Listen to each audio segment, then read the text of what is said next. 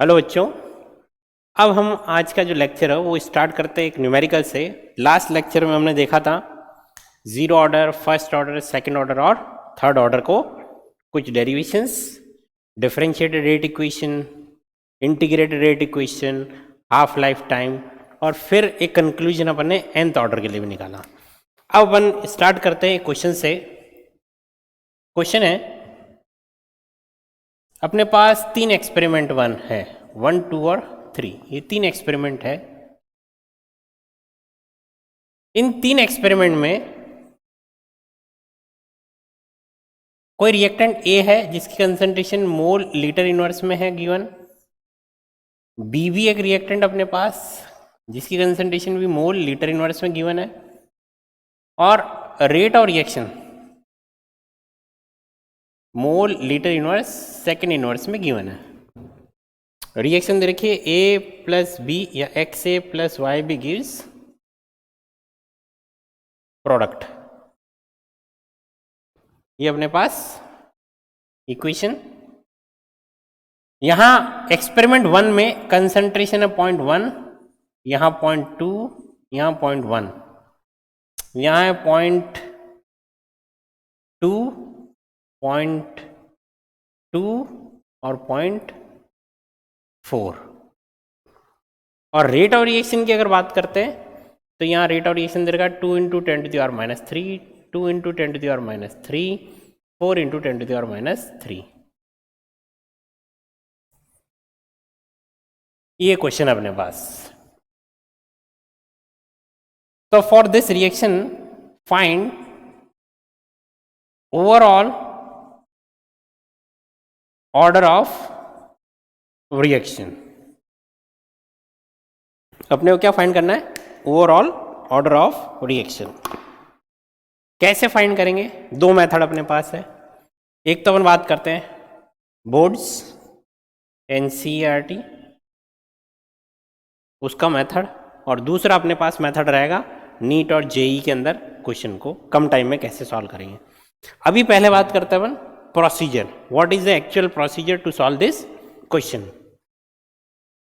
अपन किसी भी रिएक्शन के लिए अगर बात करते तो रेट ऑफ रिएक्शन को कैसे लिखते? K A to the power small a, B to the power small b. अब ये ए और बी अननोन है क्योंकि अभी गिवन नहीं है order of reaction with respect to A and B. यही क्वेश्चन है।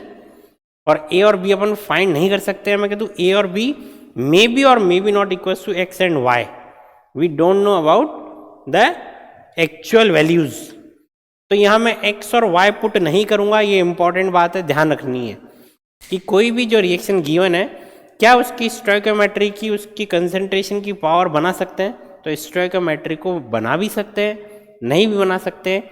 ये एक्सपेरिमेंटल अपन बात कर रहे हैं ऑर्डर ऑफ रिएक्शन की। तो अब मैंने कहा तीन एक्सपेरिमेंट 1, 2, 3 के लिए मैंने लिखा रेट 1। रेट 1 में अगर लिखता तो R1 इक्वल्स टू के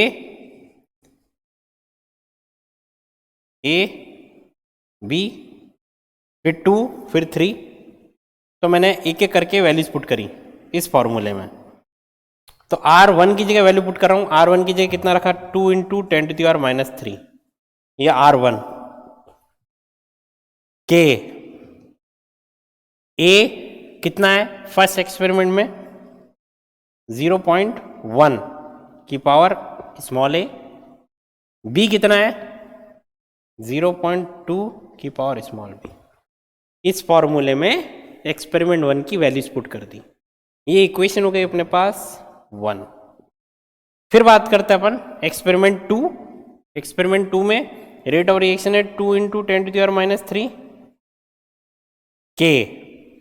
एक्सपेरिमेंट 2 के अंदर ए की कंसंट्रेशन 0.2 की पावर ए, बी की कंसंट्रेशन 0.2 की पावर बी। ये इक्वेशन हो गई 2। बोलो क्लियर है? थर्ड एक्सपेरिमेंट में अगर बात करते हैं रेट ऑफ रिएक्शन कितना है? 4 इंटू 10⁻³ के। ए की कंसंट्रेशन 0.1 की पावर ए, 0.4 की पावर b, ये इक्वेशन 3। कुछ भी नहीं करा, जो इस तरीके से अपने को टेबल दे रखी है एक्सपेरिमेंट 1, 2 और 3 को, उसको मैंने रेट ऑफ रिएक्शन के फॉर्म में लिख दिया। यहाँ तक क्लियर? अब बहुत इजी मेथड है सॉल्व करने का, बोर्ड्स के अंदर भी कुछ इस तरीके से अपने को सॉल्व करना है कि कोई एक रिएक्टेंट कंप्लीटली कट जाए, या तो ए पूरा कट जाए या बी पूरा कट जाए। इससे जो रिमेनिंग रिएक्टेंट रहेगा अपने पास, सॉरी पहले शायद मैंने बोला, कोई अपने पास यहाँ दो रिएक्टेंट है ए और बी, तो यहाँ दोनों में से वो इक्वेशन यूज करनी है कि कोई एक रिएक्टेंट कट जाए और दूसरा रिएक्टेंट रिमेनिंग रहे, जिससे कि उस दूसरे रिएक्टेंट के रेस्पेक्ट में अपने को ऑर्डर ऑफ रिएक्शन पता पड़ जाए। क्लियर है? इक्वेशंस को कैसे सॉल्व करना है? कुछ इस तरीके से कि कोई एक रिएक्टेंट कंप्लीटली कट जाए और केवल दूसरा बचेगा। तो मैंने इक्वेशन 1/2 करा। क्यों करा? क्योंकि यहां मेरे को दिख रहा है इक्वेशन 1/2 क्यों करा मैंने, इससे मेरा बी रिएक्टेंट कंप्लीटली कटेगा। मैं वैल्यूज पुट करके बता रहा हूं। R1/R2 में 2 × 10⁻³ अपॉन 2 × 10⁻³ इक्वल्स टू k 0.1 की पावर a 0.2 की पावर b अपॉन k 0.1 0.2 की पावर a 0.2 की पावर b। यहाँ तक क्लियर है? इक्वेशन 1/2 करी और कुछ भी नहीं करा। क्लियर? अब मैंने कहा कि इस तरीके से इक्वेशन को डिवाइड करना है कि कोई एक रिएक्टेंट कंप्लीटली कट जाए, तो ये b पूरा का पूरा कट गया 0.2 की पावर b अपॉन 0.2 की पावर b, तो रिमेनिंग क्या रह गया अपने पास? इसको भी कैंसिल आउट कर दो। तो R1/R2 कितना आ गया? 1/1 इक्वल्स टू k से k कैंसिल आउट हो गया, बचा क्या अपने पास 0.1 की पावर a अपॉन 0.2 की पावर a। क्या मैं इसको ऐसे लिख सकता हूँ? पावर सेम है इसलिए 0.1 अपॉन 0.2 की पावर a, ये पॉइंट गया तो आ गया 1/1 इक्वल्स टू 1/2 की पावर a। अब 1/2 की पावर क्या लिखें कि आंसर 1 आ जाए? तो किसी की भी पावर अगर 0 कर दें तो आंसर क्या आएगा? 1। It means a equals to 0 ही रखना पड़ेगा, इसके अलावा कोई अपने पास ऑप्शन नहीं है। जैसे ही a इक्वल्स टू 0 पुट करेंगे 1/2 की पावर हो जाएगी 0, 1/2 की पावर 0 का मतलब 1। तो यहां अपने पास आ गया order of reaction with respect to a is 0। यहां तक क्लियर है? चलें, अब मैंने कहा कि इक्वेशंस को ऐसे यूज करना है कि कोई एक रिएक्टेंट कंप्लीटली कटे और दूसरा बचे। तो अपना B पूरा कट चुका और A के रेस्पेक्ट में ऑर्डर ऑफ रिएक्शन आ गया। अब A को पूरा काटना है और B के रेस्पेक्ट में अपन ऑर्डर ऑफ रिएक्शन फाइंड करेंगे। तो ध्यान से देखो कौन कौन सी इक्वेशंस यूज करें कि A कंप्लीटली कट जाए। A जो अपना रिएक्टेंट है ये पूरा कटना चाहिए। तो ध्यान से देखो मेरे पास फर्स्ट और थर्ड इक्वेशन ऐसी है कि अगर मैं फर्स्ट और थर्ड इक्वेशन को डिवाइड कर दूं तो क्या हो जाएगा? फर्स्ट और थर्ड इक्वेशन को डिवाइड करने पर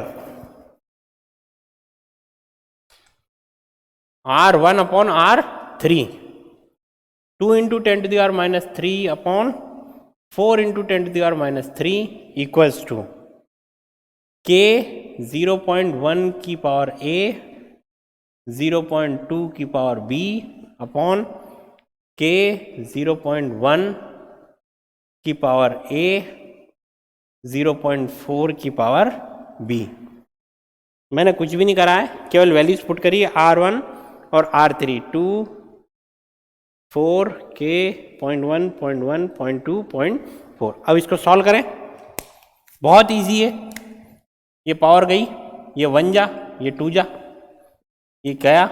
मैंने बोला था कोई एक रिएक्टेंट कंप्लीटली कटना चाहिए, तो ये A अपना कंप्लीटली कट गया 0.1 की पावर A अपॉन 0.1 की पावर A।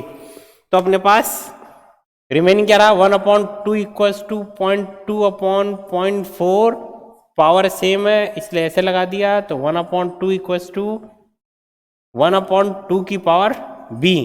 तो बताओ यहाँ b का वैल्यू क्या रखें कि 1/2 के इक्वल आ जाए। What is the value of b?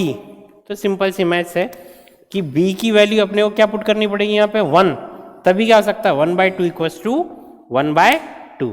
Clear है? It means with respect to b अपना जो रिएक्टेंट है b, इसके रेस्पेक्ट में जो ऑर्डर आया वो कितना आ गया 1। बोलो क्लियर है?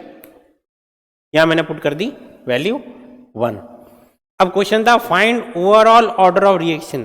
तो ओवरऑल ऑर्डर ऑफ रिएक्शन क्या हो जाएगा अपने पास? रेट ऑफ रिएक्शन को कैसे लिखते हैं? Rate of reaction equals to k A की पावर 0 b की power 1। So overall order of reaction is 0 + 1 that is 1। ये आंसर आ गया। बहुत इजी क्वेश्चन है और जेई एडवांस में भी क्वेश्चन इसी पैटर्न पे आया हुआ है। बाद में हम डिस्कस करेंगे जेई एडवांस का क्वेश्चन, अलग से डिस्कस करेंगे उसको। तो ओवरऑल ऑर्डर ऑफ रिएक्शन कैसे निकालते समझ में आ गया? इस तरीके के अगर एक्सपेरिमेंटल वैल्यूज गिवन हो। एक और क्वेश्चन अपन करेंगे जेई एडवांस का बाद में। अब अगर बात करें इसको कम टाइम में शॉर्ट मेथड से अगर सॉल्व करना चाहें तो कैसे करेंगे? तो कम टाइम में करने के लिए मैक्सिमम जो कैलकुलेशंस है मैथ्स की वो आपको इसी टेबल में करनी है डायरेक्ट। ये मेथड तो अपने पास है बोर्ड का, 12th बोर्ड की अगर मैं बात करूं तो 12th क्लास में आपको बोर्ड्स में ऐसे आंसर देने, आपको एनसीईआरटी में एक्सरसाइज के अंदर ऐसे क्वेश्चंस मिलेंगे। ये पूरा प्रोसीजर लिखना आपको, इसी के मार्क्स मिलेंगे अपने पास। 2 मार्क्स का या 3 मार्क्स का ये क्वेश्चन आता है। अब बात करते हैं नीट या जेई की।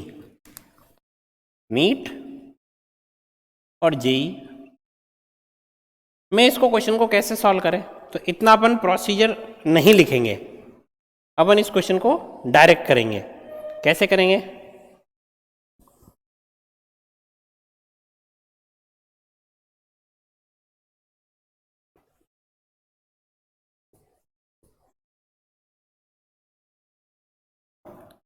तो इस क्वेश्चन को डायरेक्ट करने के लिए अपने को एक कंसेप्ट समझना पड़ेगा। बहुत इजी सा कंसेप्ट है कि जैसे ही मोर देन 1 रिएक्टेंट्स की अपन बात कर रहे हैं, तो मोर देन 1 रिएक्टेंट्स रिएक्शन में अगर है तो हम एक साथ सारे रिएक्टेंट्स को कंसंट्रेशन को चेंज करके ऑर्डर फाइंड नहीं कर सकते। हमको एक रिएक्टेंट को छोड़कर जितने भी अदर रिएक्टेंट्स है उनकी कंसंट्रेशंस को कांस्टेंट करना पड़ेगा। It means at a one time we only change the concentration of one reactant only and the concentration of all other reactants remains constant। एक को चेंज करना है और बाकी सबको कांस्टेंट रखना है। इससे क्या होगा? जो dependence of rate of reaction है, dependence of rate of reaction वो केवल उस एक सिंगल रिएक्टेंट के रेस्पेक्ट में अपने पास आ जाएगी। Dependence of rate of reaction किसके रेस्पेक्ट में आएगी? केवल एक रिएक्टेंट के रेस्पेक्ट में, और वही क्या होगी? उसका ऑर्डर बनाएगी। कंसेप्ट क्लियर है क्या कह रहा हूं? जैसे यहां अपने पास कितने रिएक्टेंट है? 2 रिएक्टेंट है, लेकिन मैं अगर जब रेट ऑफ रिएक्शन निकालूंगा तो किसी एक को तो कांस्टेंट रखेंगे और दूसरे को वेरिएबल रखेंगे। सेकेंड टाइम में पहले जो वेरिएबल था उसको कांस्टेंट रखेंगे और जो पहले कांस्टेंट था उसको वेरिएबल बनाएंगे। एक को वेरिएबल, एक को कांस्टेंट, फिर दूसरे को वेरिएबल, पहले को कांस्टेंट। कैसे?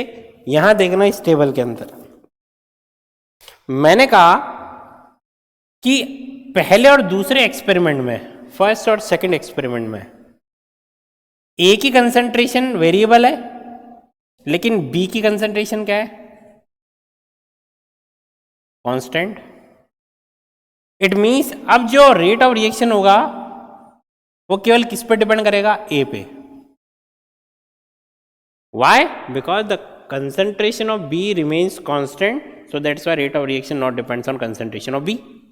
Now अगर यहां बात करते हैं कि A की कंसेंट्रेशन को क्या करा अपन ने, यहां पे A की कंसेंट्रेशन कितनी हो गई 2 टाइम्स, रिएक्टेंट की कंसेंट्रेशन हो गई डबल, और रेट ऑफ रिएक्शन कितना हो गया, रेट ऑफ रिएक्शन कितना हुआ,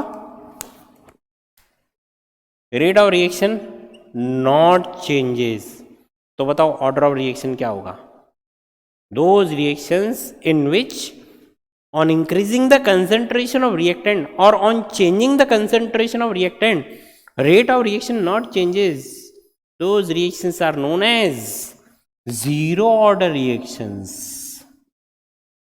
Clear है? On changing the concentration of reactant, if rate of reaction not changes, it means the order is zero. तो ये अपने पास आंसर आ गया A के रेस्पेक्ट में 0. क्लियर? अब मैंने कहा वो एक्सपेरिमेंट ढूंढो जिसमें A तो कांस्टेंट हो जाए और B को वेरिएबल बनाएंगे।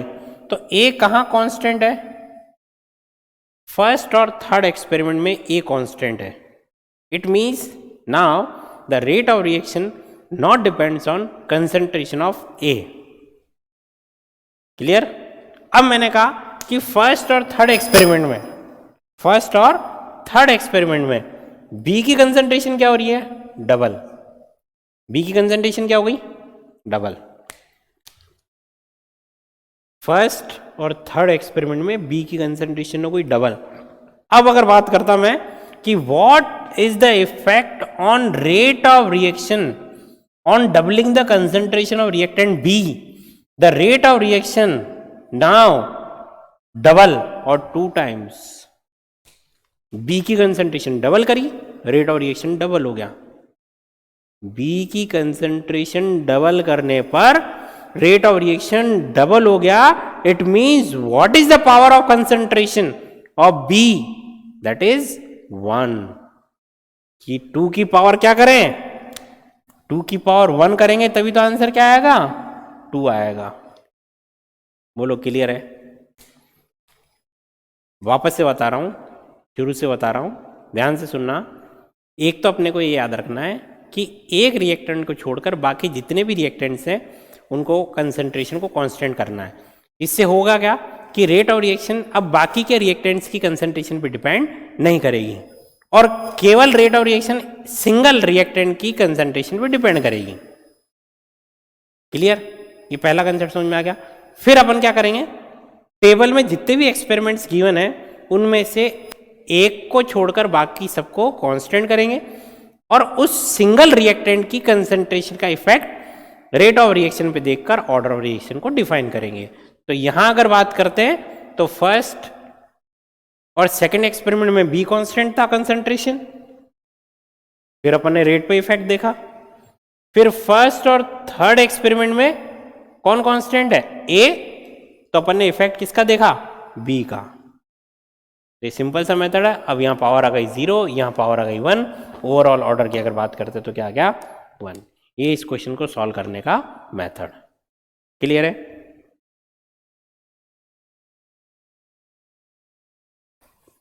फिर एक टाइप की और अपने पास रिएक्शंस आती है, वो रिएक्शंस है स्यूडो फर्स्ट ऑर्डर रिएक्शंस।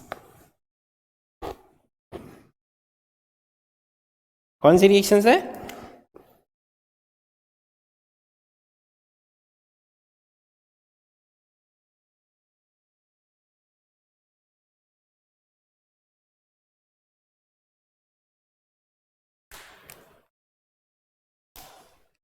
ये टर्म स्यूडो यहां इंपॉर्टेंट है। तो याद करो चैप्टर के स्टार्टिंग में मैंने कहा था कि स्यूडो फर्स्ट ऑर्डर रिएक्शंस या स्यूडो रिएक्शंस भी अपने पास कुछ होती है। यहाँ स्यूडो का बेसिकली मीनिंग क्या है, अगर वो समझ में आ जाता है तो ये स्यूडो फर्स्ट ऑर्डर रिएक्शन भी अपने को समझ में आ गया। एक छोटा सा एग्जांपल अपने को देखना है। तो स्यूडो मीन्स डिफाइन हम कर रहे हैं कॉम्प्लेक्स रिएक्शंस के लिए। स्टार्टिंग में हमने चैप्टर के पढ़ा था, 2 टाइप की रिएक्शंस अपने पास, एक एलिमेंट्री रिएक्शंस और एक कॉम्प्लेक्स रिएक्शंस। एलिमेंट्री रिएक्शंस वो है जहाँ रिएक्शन सिंगल स्टेप में कंप्लीट होती है, या मैं कह दूं in general one reactant participate, in general more than one भी हो सकता है और वो भी एलिमेंट्री रिएक्शंस हो सकती है, लेकिन एग्जांपल्स बहुत कम है। तो अगर बात करते हैं सिंगल स्टेप में कंप्लीट होने वाली रिएक्शंस को मैंने बोला एलिमेंट्री रिएक्शंस, और मोर देन वन स्टेप में कंप्लीट होने वाली रिएक्शंस को मैंने बोला कॉम्प्लेक्स रिएक्शंस। कॉम्प्लेक्स रिएक्शंस में जैसे ही अपन बात करेंगे एक से ज़्यादा स्टेप्स की, तो वहाँ रिएक्शन का मैकेनिज्म भी अपने को देखना पड़ेगा कि उस मैकेनिज्म में कौन सा स्टेप स्लो है, कौन सा स्टेप फास्ट है, कि उससे क्या होगा। In complex reactions we define molecularity and order of reaction for each and every step.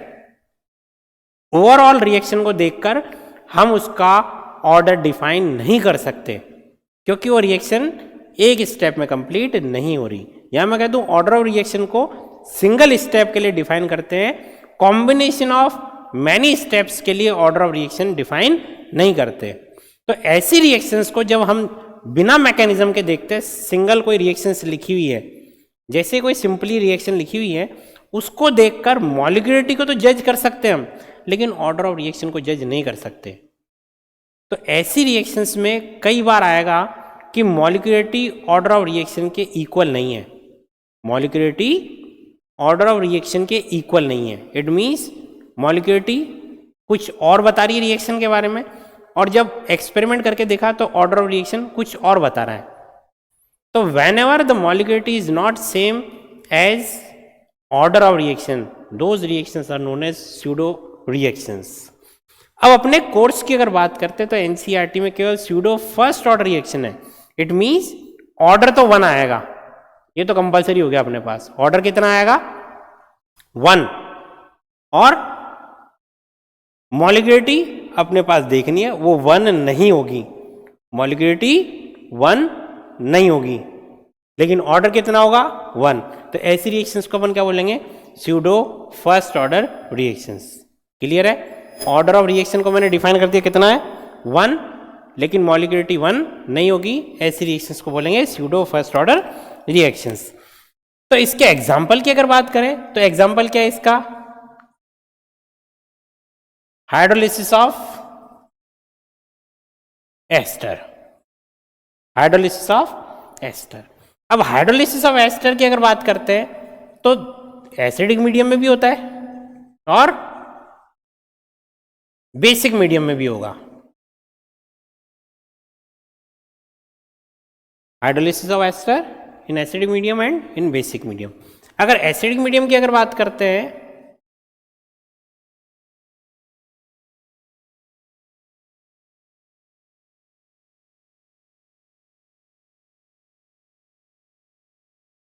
तो मैं रिएक्शन को कुछ ऐसे लिखूंगा। अगर बेसिक मीडियम की बात करते हैं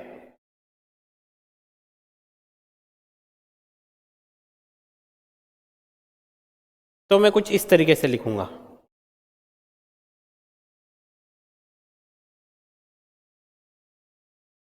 अगर दोनों में डिफरेंस की बात करते हैं, what is the difference between hydrolysis of ester in acidic medium and hydrolysis of ester in basic medium. तो एसिडिक मीडियम में जो मॉलिक्यूलरिटी है वो मॉलिक्यूलरिटी आएगी 2 और ऑर्डर आएगा 1, जबकि बेसिक मीडियम में अगर बात करेंगे तो मॉलिक्यूलरिटी कितनी, अगेन 2, और ऑर्डर ऑफ रिएक्शन क्या आएगा, ये भी 2 आएगा। इसका मतलब ये hydrolysis of ester in acidic medium तो क्या है, pseudo first order reaction. Order तो 1 है लेकिन ये ऑर्डर मॉलिक्यूलरिटी के जैसा नहीं है, सेम नहीं है। Order is not same as molecularity. तो ये हो गया स्यूडो फर्स्ट ऑर्डर रिएक्शन। क्या हो गया ये अपने पास, स्यूडो फर्स्ट ऑर्डर रिएक्शन का एग्जांपल। यहाँ ऑर्डर भी 2 है और मॉलिक्यूलरिटी भी 2 है, तो इट मीन्स ये स्यूडो फर्स्ट ऑर्डर का एग्जांपल नहीं है। तो अपन किसकी स्टडी करेंगे, इसकी स्टडी करेंगे। क्लियर। अब अगर एनसीईआरटी की बात करते हैं तो एनसीईआरटी में क्या गिवन है, एनसीईआरटी कह रही है कि यहां हम वाटर को जब कंपेरेबल अमाउंट में लेते हैं एस्टर के रेस्पेक्ट में, कंपेरेबल अमाउंट मीन्स कि दोनों के अमाउंट अप्रॉक्स सेम है, कोई ज़्यादा डिफरेंस नहीं है concentration of ester and concentration of water. तो यहाँ जब rate of reaction experimentally calculate करते हैं तो रेट ऑफ रिएक्शन क्या आता है, एस्टर की कंसंट्रेशन पर भी डिपेंड करेगा और वाटर की कंसंट्रेशन पर भी डिपेंड करेगा, या मैं कह दूँ फर्स्ट पावर के डायरेक्टली प्रोपोर्शनल आएगा। It means concentration of ester जैसे ही चेंज करेंगे रेट ऑफ रिएक्शन चेंज होगा, वाटर की कंसंट्रेशन चेंज करेंगे रेट ऑफ रिएक्शन चेंज होगा। लेकिन कुछ एक्सपेरिमेंट ऐसे थे जहां पर क्या कर दिया, वाटर की कंसंट्रेशन को क्या करा, कंपेयर टू एस्टर एक्सेस में ले लिया, या मैं कह दूं अप्रॉक्स 100 टाइम्स, या मैं कह दूं एक्सेस में लिया। अब यहां जैसी वाटर की कंसंट्रेशन को एक्सेस में लेंगे, अब during the experiment if we add more amount of water, what happen, there is no change in rate of reaction. If we add more water in the reaction, then rate of reaction not changes. It means in this condition, rate of reaction not depends on concentration of water, which means यहाँ order कितना आ जाएगा, अरे बोलो, ester की power तो अभी भी 1 ही है, लेकिन water because of excess amount में, अब यहाँ वाटर की कंसंट्रेशन चेंज करने पर रेट ऑफ रिएक्शन चेंज नहीं हुआ, इसलिए पावर क्या लगानी पड़ेगी, 0। क्लियर है? On adding more amount of water rate of reaction not changes, it means the power is 0 with respect to water whenever water is in excess amount. तो अब यहाँ अगर ओवरऑल ऑर्डर की अगर बात करते हैं तो यहाँ ओवरऑल ऑर्डर कितना आएगा, 1, लेकिन मॉलिक्यूलरिटी कितनी है, 2। ये अपने पास एग्जाम्पल किसका हो गया, स्यूडो फर्स्ट ऑर्डर रिएक्शन का। एनसीईआरटी में कुछ इस तरीके से एक्सप्लेन कर रखा है, बाकी बुक्स में कुछ इस तरीके से एक्सप्लेन कर रखा है। दोनों में कोई ज़्यादा डिफरेंस नहीं है।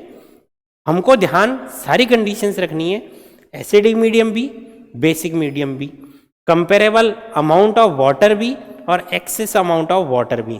तो जब भी हमारे को कोई हिंट देगा, या तो वो एसिडिक मीडियम में लिखा या फिर एक्सेस अमाउंट ऑफ वाटर, तो हमको कहना है कि वो रिएक्शन क्या है, स्यूडो फर्स्ट ऑर्डर रिएक्शन का एग्जाम्पल है। क्लियर है?